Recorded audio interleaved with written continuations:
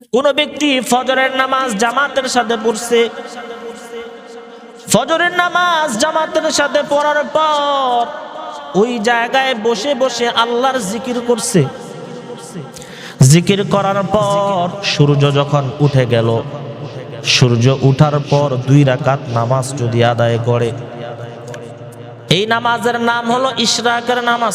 কিসের নামাজ? ইশরাকের নামাজ।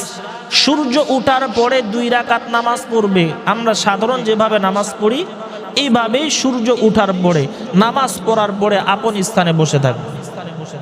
ফজরের নামাজ আদায় করার পর নিজের স্থানে বসে থাকবে, আল্লাহর জিকির করবে।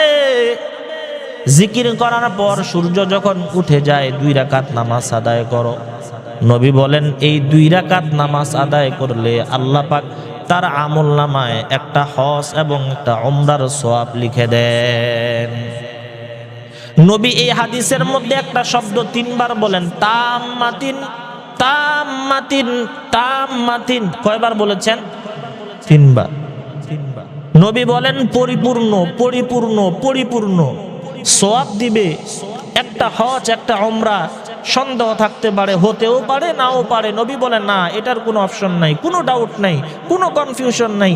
তাম্মাতিন পরিপূর্ণ পরিপূর্ণ পরিপূর্ণ একটা হজ একটা উমরার সওয়াব আমলনামায় লেখা। তো আমরা কি ইশরাকের নামাজ পড়ি?